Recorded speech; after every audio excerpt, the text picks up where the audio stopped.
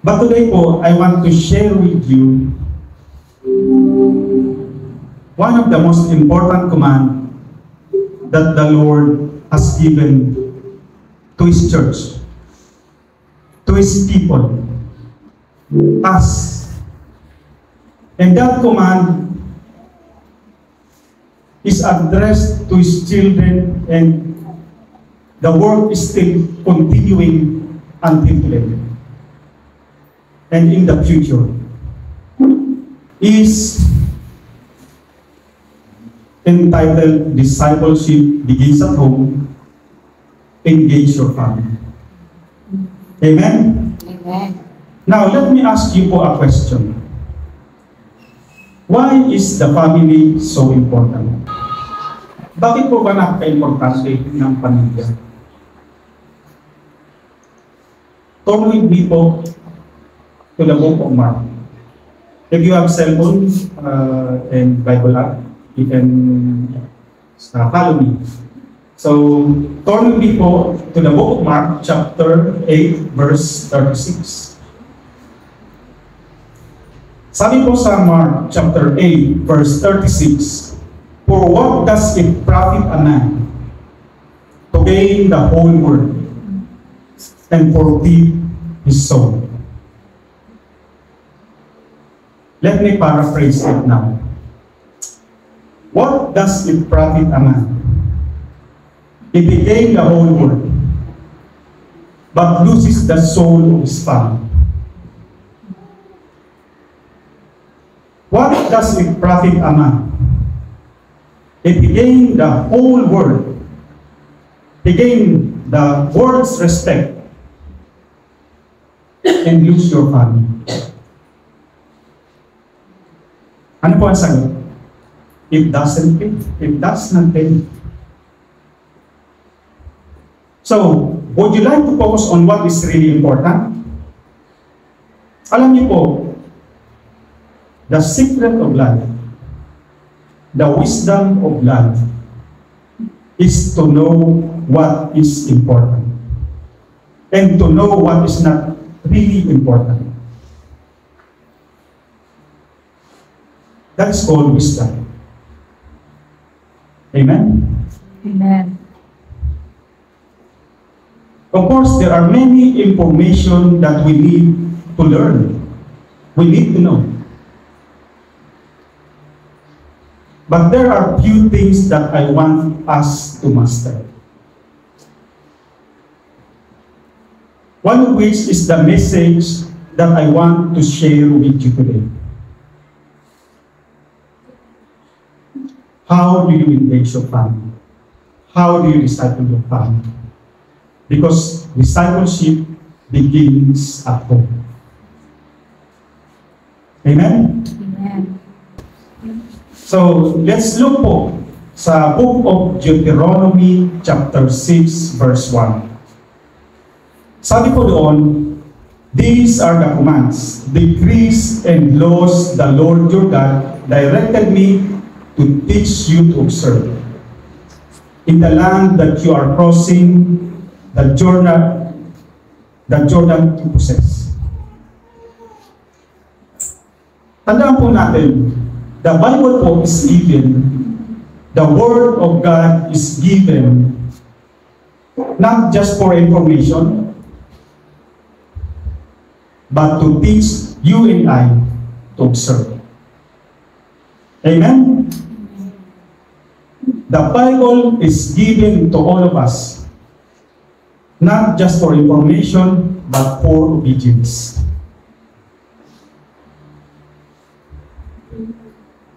To observe what is written. The same thing po with our family, with your family. If you love your family, you would want to engage your family. You would want to disciple your family to become more Christ-like.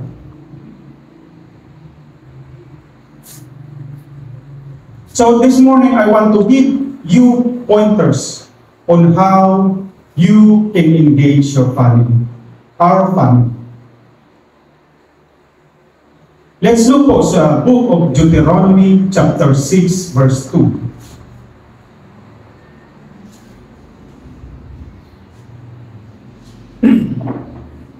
Sabi ko doon, do this so that you may fear the Lord your God all the days of your life by keeping all His statutes and commands I am giving you, your son and your grandson, and so that you may have long life.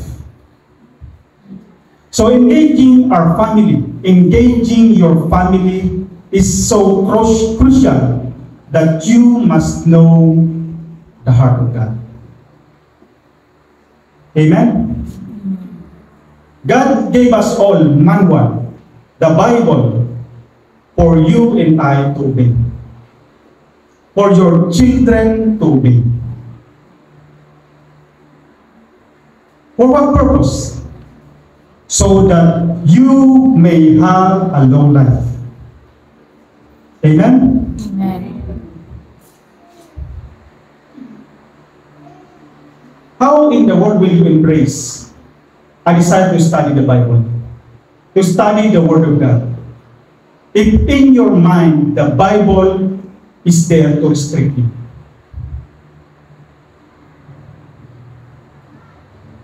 If the Bible is there to give you set of rules so that you won't enjoy life. And that is what Satan has been telling all throughout these years to all of us.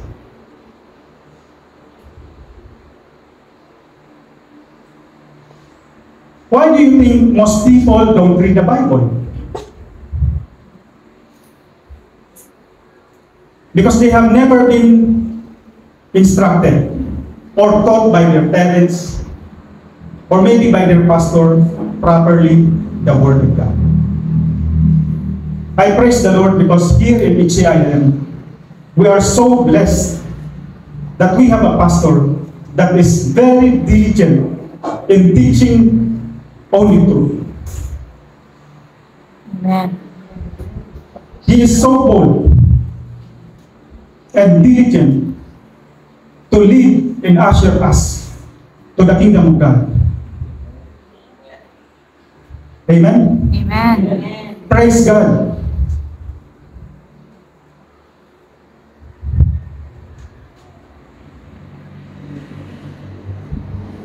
Don't you know that there is a promise? It's very clear here that the Word of God was given to all of us for us to be instructed and for us to follow so that all of us may live long life. Ibig po bang sabihin, if you and I would read the Bible every day, would finish the Bible every year, you would always live long life? That's not the point. If you would devote your life in the study of the Word and getting to know the Lord more and more, one thing I can assure you,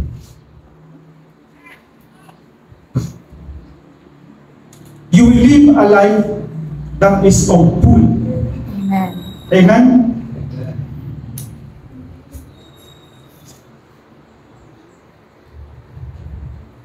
Now, let's proceed. Let's go to the book of Deuteronomy, chapter 6, verse 3.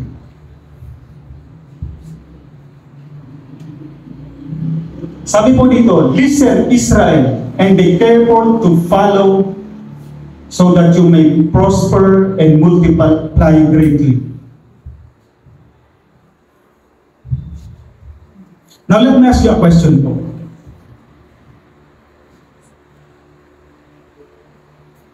Do you really sincerely believe that the Word of God is given so that you will obey? So that you will enjoy life? So that it may go well with you? How many of you out here sincerely believe that the Word of God is given because God loves us? Amen. And He wants to bless us? Please raise your right hand. How many of you believe? We all believe, okay? Now, let me ask you another question. How many of you read the entire Bible?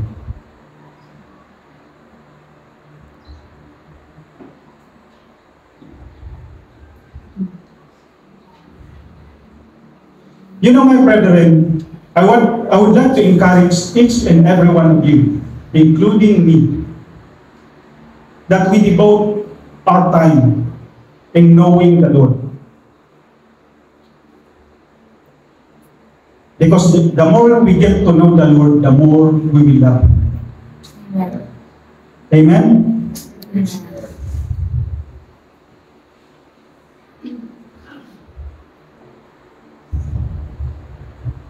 You will all the more fall in love with Jesus, our Savior and our Creator. Amen? Now, if your children love the Lord,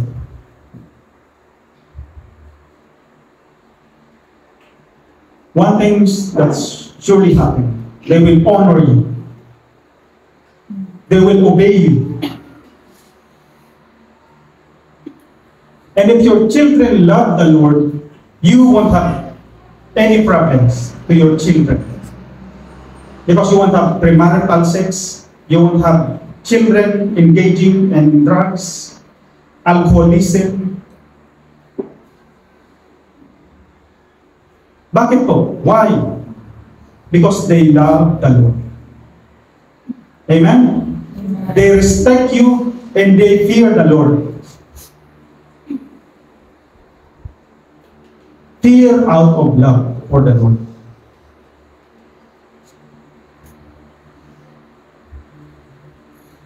But if they don't love the Lord, you would have all sort of problems.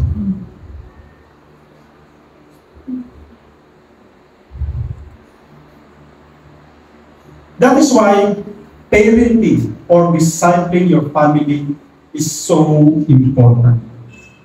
Amen? So, I would like to encourage each and every one of you to engage your family. Disciple your family. Because discipling starts at home. Now, paano po natin ito gagawin? Let's proceed po sa Book of Deuteronomy chapter 6 verses 4 and 6.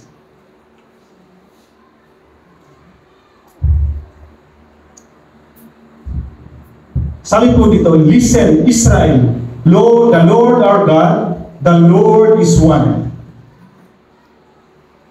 These words that I am giving you today are to be in your heart.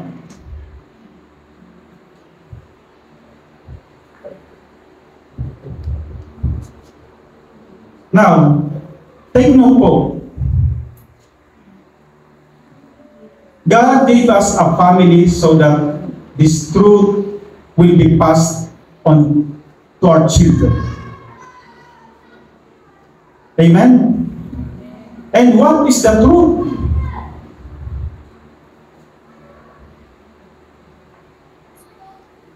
The truth is, you and I must know God, and you and I must love Him with all your heart, with all your soul and mind. Amen? But you cannot teach your children to love God until you love Him. Because you cannot pass on something which you do not possess. Amen? I hope this is encouragement to all the parents, especially the fathers. Because fathers are spiritual leader of a family.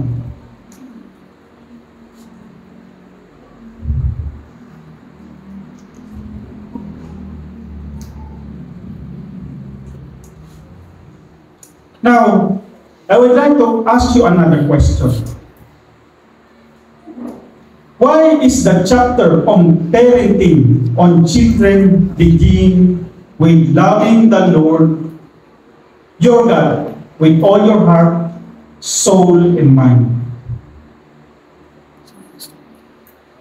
Why? Because it's all about the heart. And God looks at our heart. Amen? Now, behavior po is temporal. For example, we can impose restrictions sa ating mga anak when they are still small. We can impose behavior. But as our children grow older,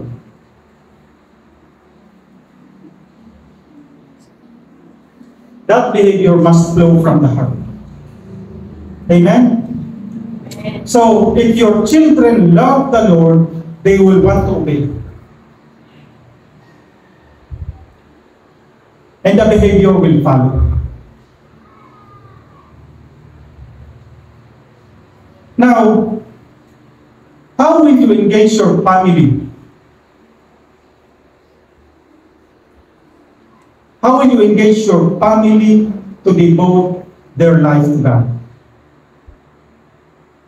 So right now, I would like to share with you 3 P's. Hindi po ito yung 3 P's na DSWD. Ay, 4 P's pala? Sorry. Iba pala. But I want to emphasize na meron pong 3 principle that I want to share with you this morning. So ano po ang title ng message natin today? Discipleship begins at home. Engage your family.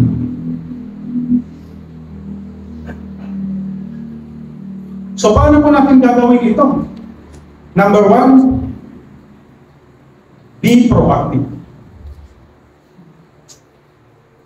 We must be the one to initiate as head of the family. Number 2, we must practice.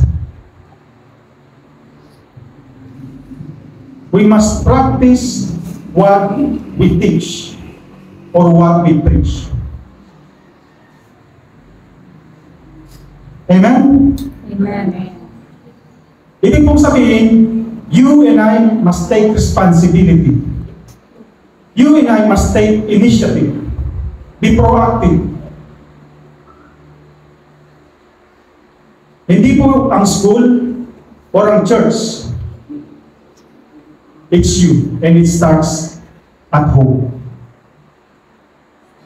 Of course, church and school can help, but ultimately, the role is given to you as parents and head of the family.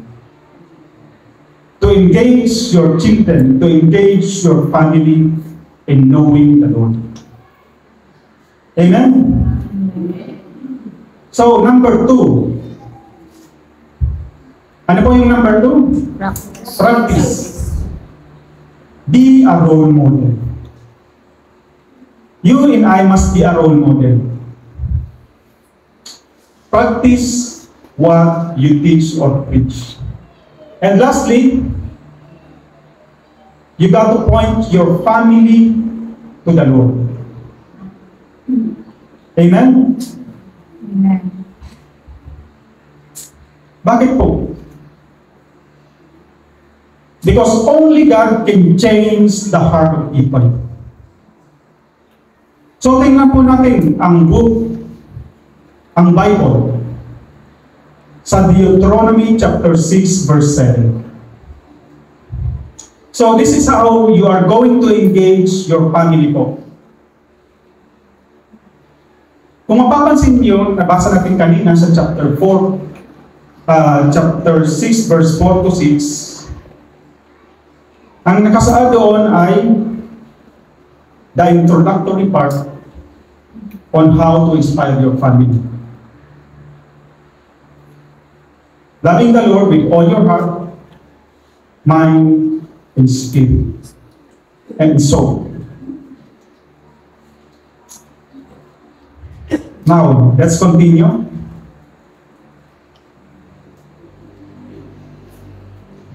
Sabi po sa Deuteronomy chapter 6 verse 7, repeat them to your children. Talk about them when you sit in your house and when you walk along the road, when you lie down and when you get up. Napakalinaw po. Sabi dito, when you sit in your house, when you walk along, when you lie down, and when you get up. It's a daily living.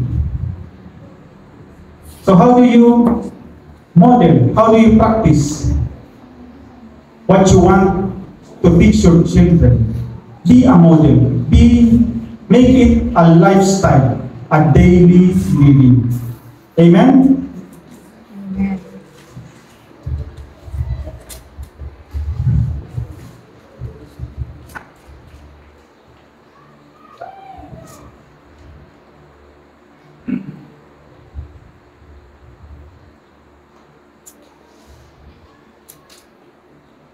Let's continue.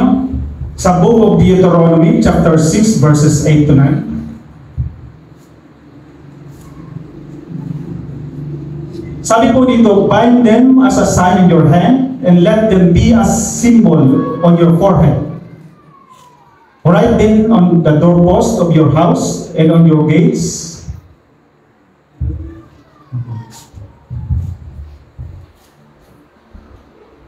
Meron po bang nakapunta na dito sa Israel? Wala pa po. By the grace of God, sana po makapunta tayo. Bakit ko po natanong? Because if you will observe the rabbi po are deeply religious people. Kung mapapansin ninyo, even sa internet, videos about rabbis, about religious people in Israel, meron po silang Bible sa forehead nila. They also have Bible in their hands. They have Bible verses dito. Dito siguro. And when you go to their house, sa doorpost nila, sa gate nila, there are Bible verses. Bakit po? They take the message from this verse literally.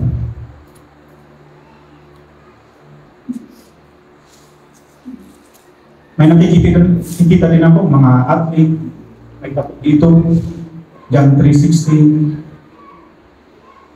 You know what?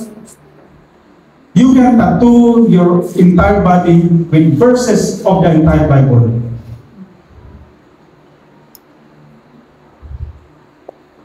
But it's nothing. Unless you and I live it up. Amen? Amen. The point is, you practice what you preach. And lastly po, you point them to God.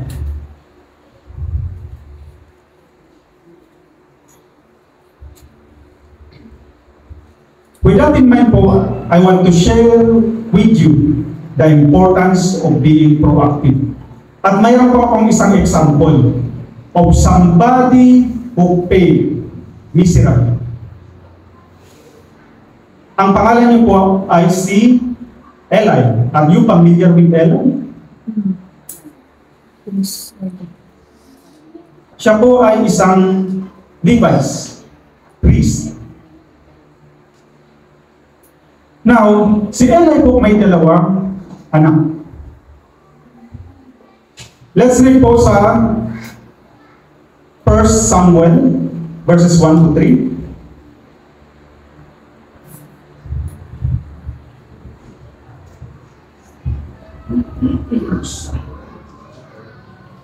First Samuel chapter 1 verse 3.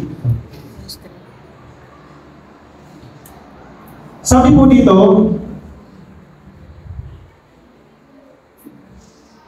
This man would go up from his town every year to worship and to sacrifice to the Lord of hosts at Shiloh, where Eli's two sons, Hophni and Phinehas, were the Lord's priests.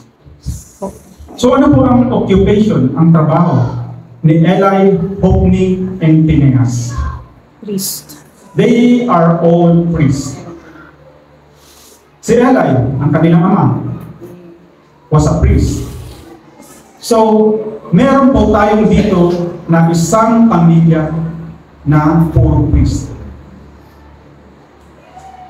But what is shocking is this.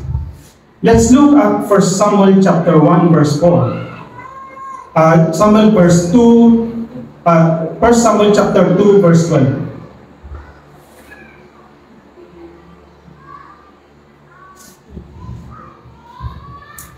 You see, Eli's sons were wicked men. They had no regard for the Lord.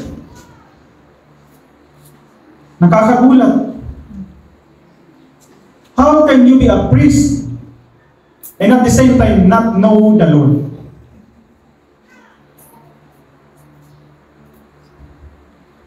Paano ito nangyari? How is this possible? Simple lang po. Because the son of Eli have religion. But they don't have relationship with the Lord. Now, si Eli po was so busy ministering, not knowing that he neglected his own son. Ang naipasa niya po is a career. But he did not pass on the Lord sa kanyang mga anak.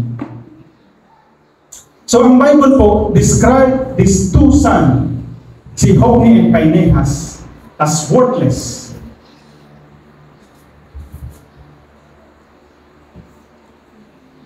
Ang word worthless po ay may meaning or idea na walang timbang. They have no weight. It's just like yung seed ng palay. Pag tinanggal mo yung laman ng palay, yung matitira yung rice, then masiseparate yung husk. And then the wind blows. What happened to the husk? It's gone. The husk blows away. So, a life without God is nothing.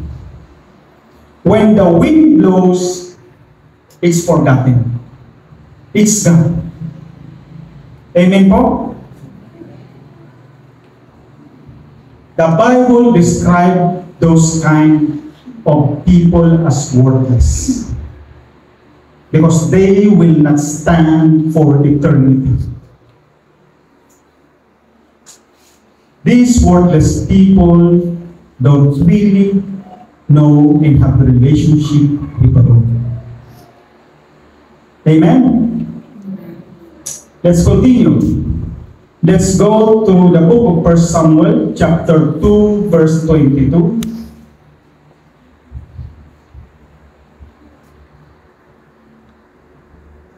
Let's read, everyone. Now Eli was very old. He heard about everything his sons were doing to all Israel and how they were sleeping with the woman who served at the entrance to the tent of meeting. Now, you must remember that children of Eli were priests, but they were committing sexual immorality with their fellow church member. Hindi ka paniniwala, pero ito po ang katotohanan. So ano po ang ginawa ni Lord sa kanila? So God told Eli, let's go to 1 Samuel chapter 3 verses 12 to 13.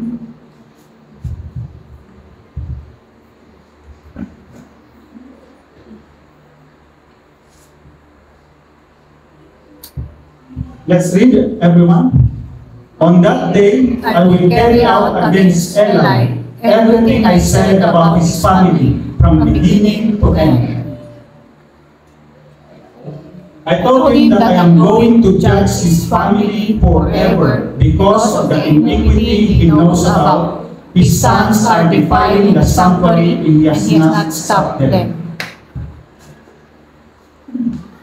Dito sa verses na ito, makikita po natin that you have a picture of a passive father. Remember, we must be proactive, but Eli was a passive father. Hindi po siya proactive. Because he allowed his two sons to do whatever they want to do.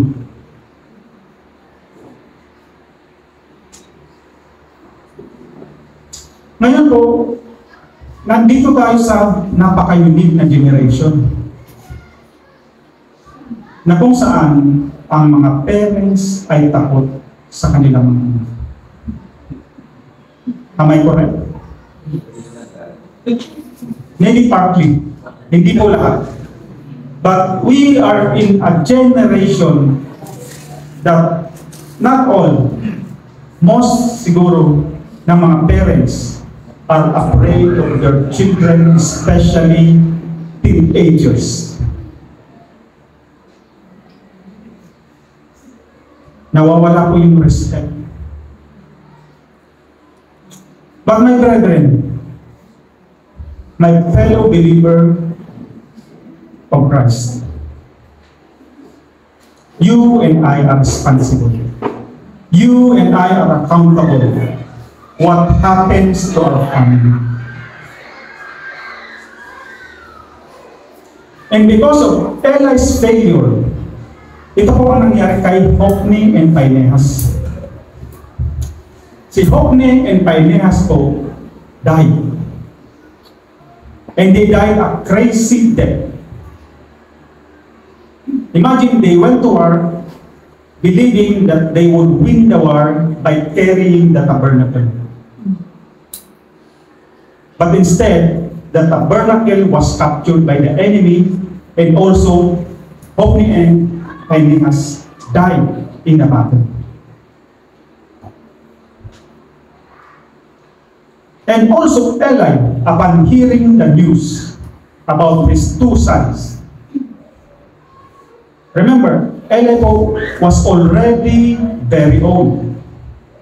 Nasa kayo siyang upuan, tumba-tumba siguro. When he heard about what happened to the tabernacle and his two sons, bigla siyang tumayo at natapilok. Sa madaling salita, natumba si Eli. And he broke his neck, which led to his death.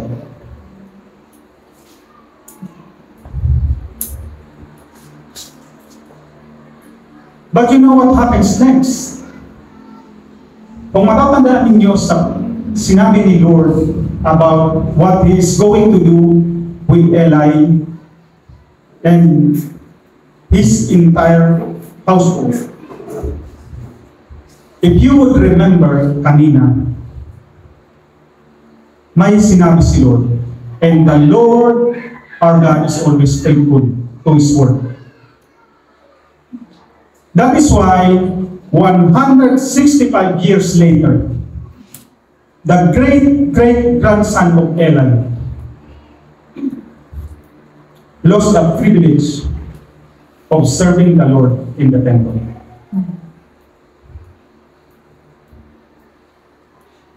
Let's look po sa 1 Kings chapter 2 verse 27. Ano po ang sabi dito?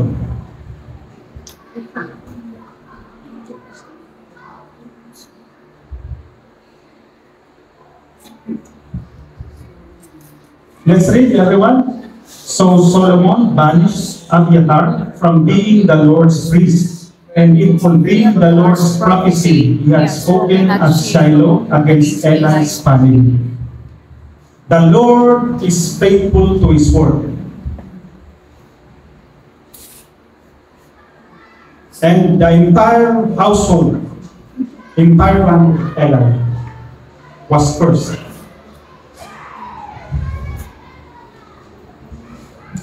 Because the whole family lost the privilege of serving the Lord. Ano po ang point ko? That you and I must be proactive.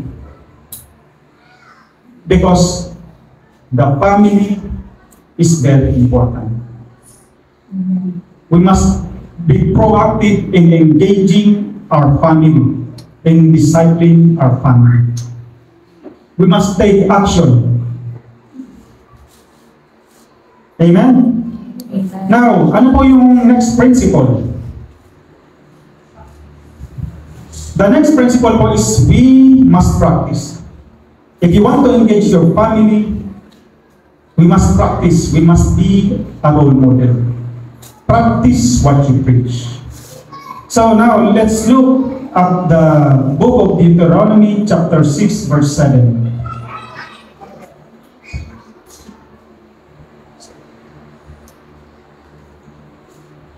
Repeat them to your children. Talk about them when you sit in your house and when you walk along the road, when you lie down and when you get up. Same, yung binasa po natin ito kanina.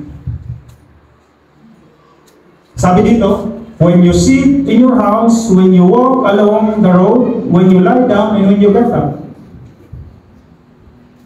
Meaning, it's a lifestyle. We must be a role model to our children, to our family. So now I want to engage everyone. Ano po ang meaning ng modeling? Please stand up, everyone. I want to engage you. Engage. So, please stand up. And extend your right and left hand. Now, ano po ang modeling? Now, listen to what I am going to say. Extend your left and right arm. And then, when I say, when I count 1, 2, 3, you clap. All of it. 1, 2. What did you clap? 1, 2, 3. You clap when I count 1, 2, 3.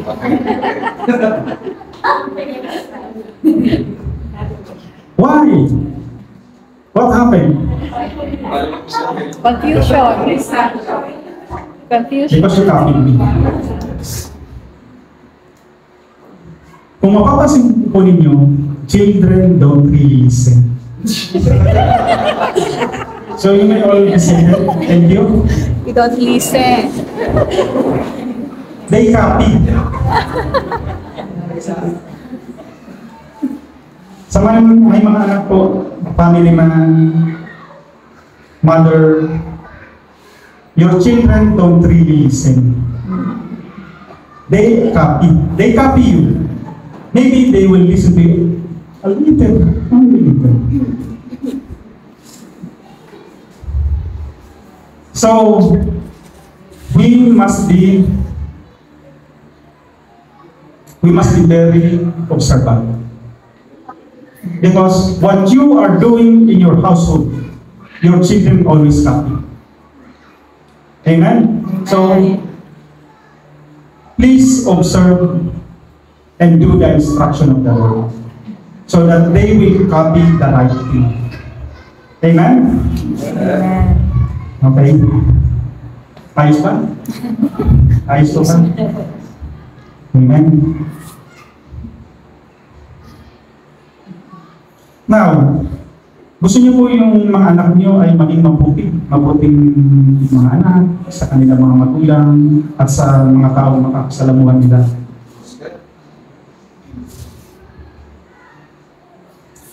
But I want to give each and every one of us an advice. You must practice with them without telling them. Okay po ba yun? Amen?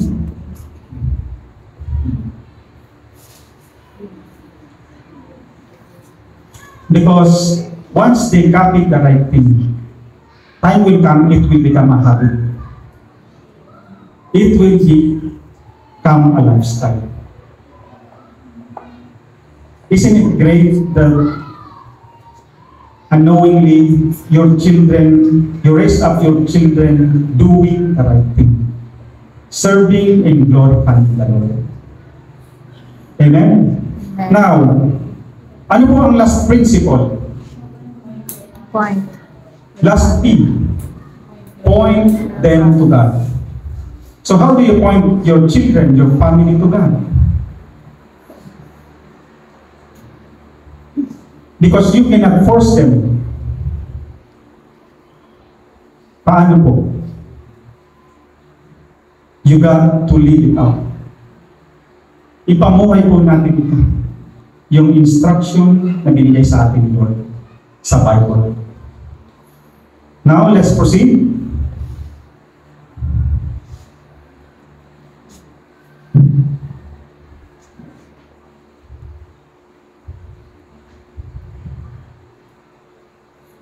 May illustration po ako dito, kaya lang hindi ko pwedeng maipakita. So, I will just jump.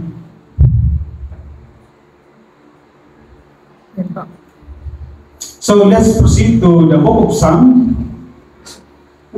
Sige, forward. It's on the slide number 15.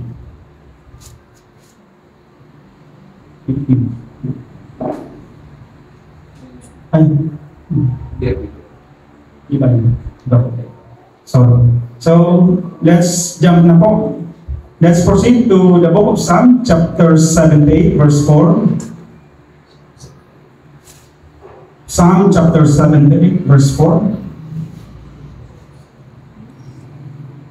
So, let's read, everybody. We must not hide them from their children, but must tell a future generation the praises of the Lord, His might and the wonderful works He has performed. Sino po ang psalmist dito? Ang psalmist po dito ay, let me check first, hindi po ako magkamali. Si Asaph. Sino po si Asaph? Siya po ay isang psalmist, and he was a Levite. Levites po siya, but he is a worshipper Levites during David's reign as king of Israel. So, ito po ay sinulat ni Asaph. Sabi niya, we must not hide them from their children, but must tell a future generation the praises of the Lord, His might, and the wonderful works He has performed. So, in other words po, for you to connect your family to God, especially yung mga children, you tell them story on how you met and get to know them. In short, testimony. Story of what God has done in your life. A story on how God transformed your life. Amen? But the problem is this. Meron po ba tayong story na may kikwento sa mga anak natin? Yes or no? I hope and pray na mayroon tayong testimony or story that we can tell to our children.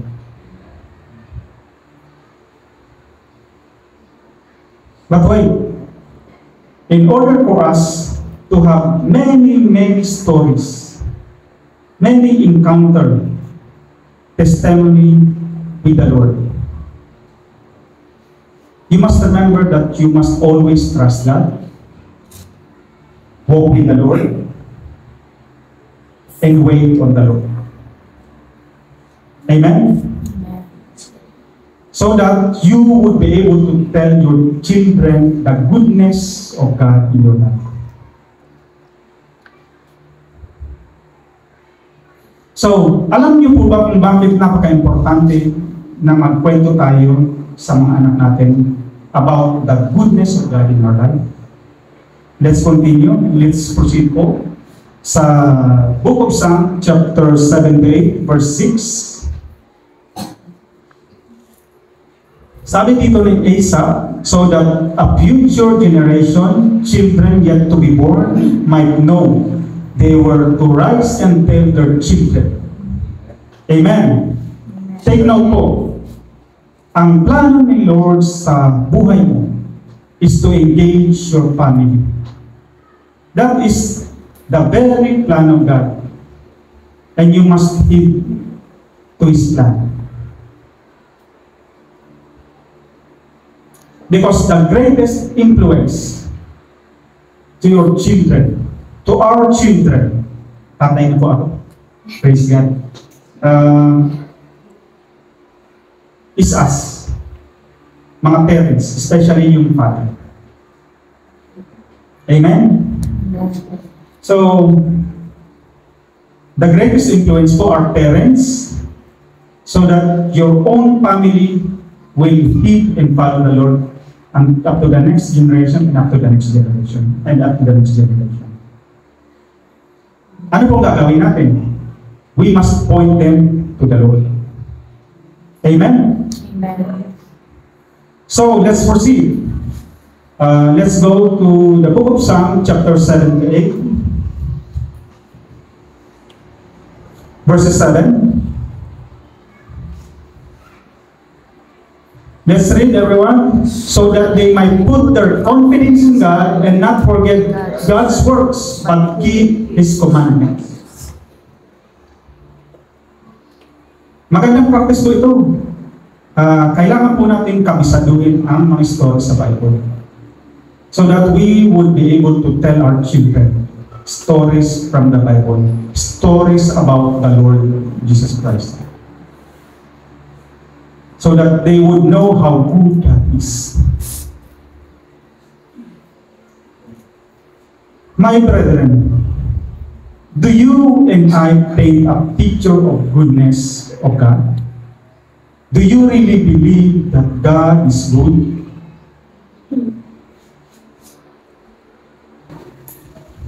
Now, I want to share with you, I want to teach you po, yung tinatawag na theology of suffering. Maybe it's new to some of you, but we must know the theology of suffering. So ano po ba ang theology of suffering? Kasi marami pong followers ni Lord ang hindi nakakaalam dito. And I hope and pray, malalaman po ng bawat isa natin kung ano talaga ito. So I want to share with you, I want to tell a story, a tragic story about my childhood friend in Bicol. So, when I was just in second year high school, my friend, my neighbor, something bad happened to his mother. His mother was murdered. Nangyari po ito, morning. Nung umalis sila, tatlo po silang magkakapatid. They all went to school. High school.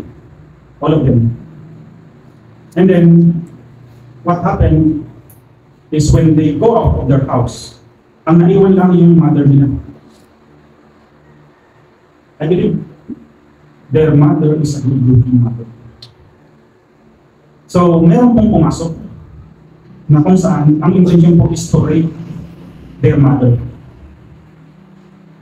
So, pagdating ng tanghali, sabay-sabay silang nagsigutan, only to find out that their mother is already dead. Ang daming saksak, nagkalat yung dugo sa kusina kasi doon po nangyari yung tragic event. Imagine, at a very young age, your mother died a horrible death. This is very traumatizing sa kanilang magkakapatid. They experience pain and suffering at a very young age. And yung perpetrator ay nahirapan po silang hanapin. And after their mother's burial, after 1 month, their father also died. Maybe because of depression, of losing his wife. So,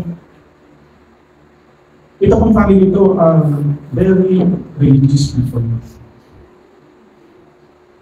They go to church every Sunday and they are very religious. So, because of what had happened to them, in a span of just maybe 1.5 months, naulila po silang tatlong mga. And given the fact na they can provide for themselves, yung mga tito-tita nila, nag-volunteer, they assume the responsibility of being parents sa bawat isa sa kanila. Pero nagkahiwalay po sila, isa-isa. Yung sa isang tito, yung sa isang tita, yung naman sa isang lola. So, it was a horrible and horrific event sa buhay nila. Only to find out, yung eldest, which is my friend, nabuo sa isipan niya na why did God allow this thing to happen to our family? We suffered pain and suffering. So much so that they have to be separated, yung magkakapatid. So, to make the long story short, dumating yung time na ang kababata kong kaibigan finally decided in his mind that there is no God. Because if God is love, why did He allow pain and suffering to experience by their family? Sabi niya, if God is good, why did He allow me, my family, to experience this horrific event sa buhay natin? Na parang hindi sila makaahon.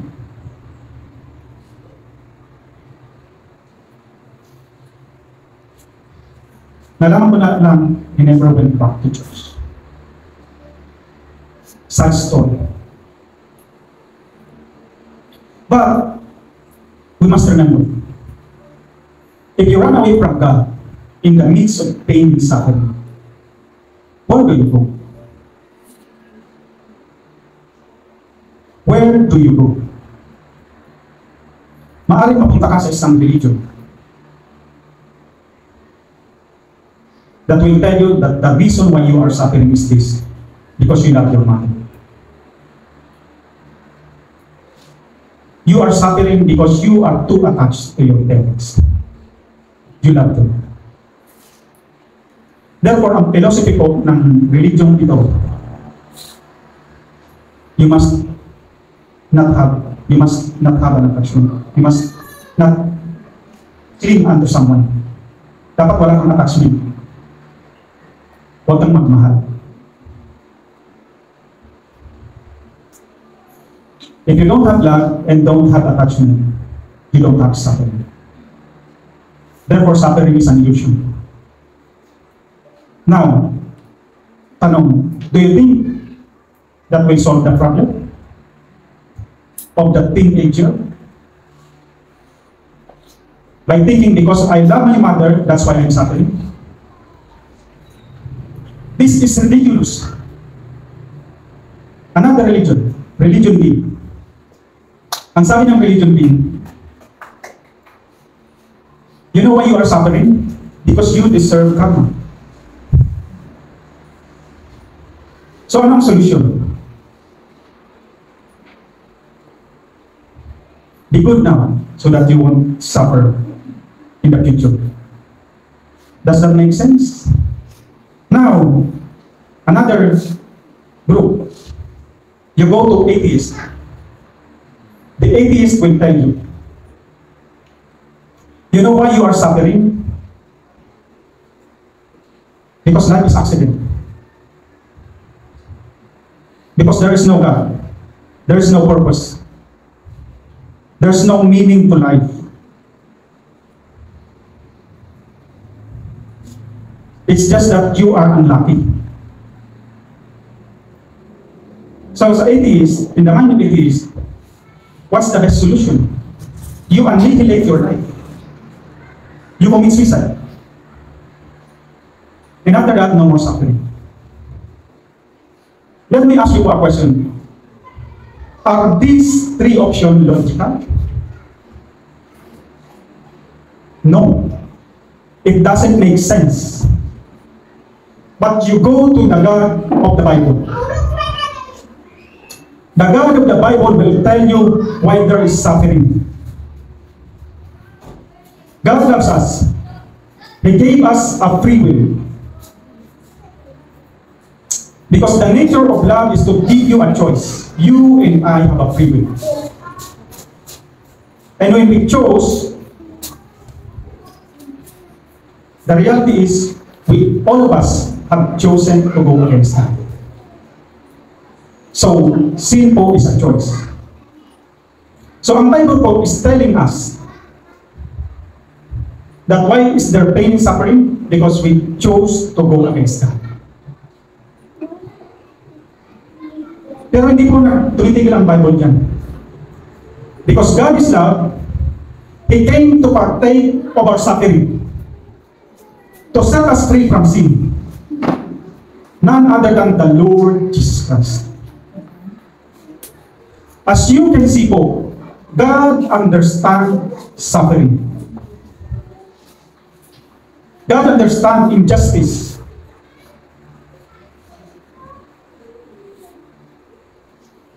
God understands what it means to be unfairly treated.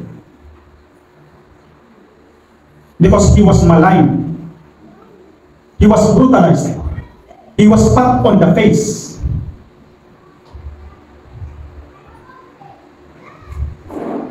And they crucified Him. But praise God. On the third day, He rose again. You know why? Because He promised us that He is coming again. And when Jesus comes again, He promised us that there is no more tears, no more pain, no more crying, no more death and suffering. And that, my friend, my brethren, makes the most sense when it comes to understanding pain and suffering. Amen? Amen. Next slide, let's proceed po. Sabi po si Oswald Chambers,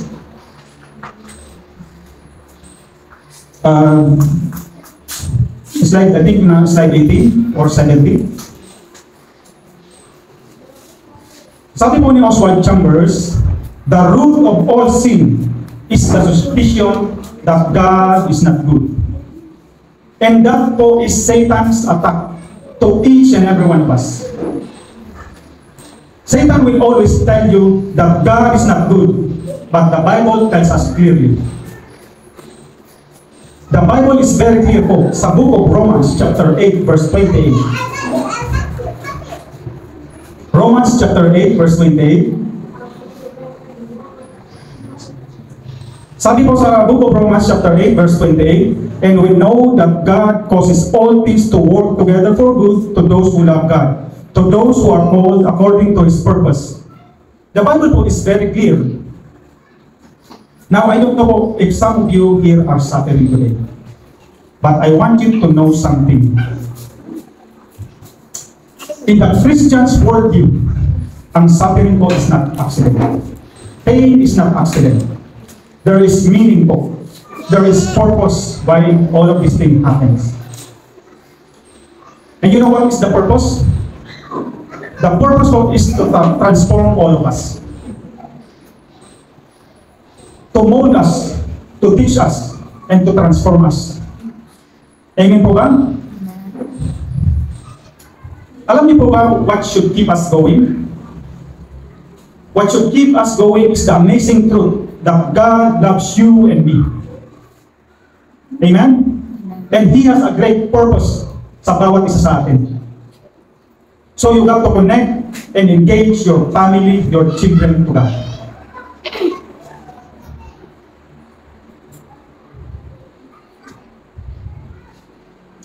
So we must be first proactive.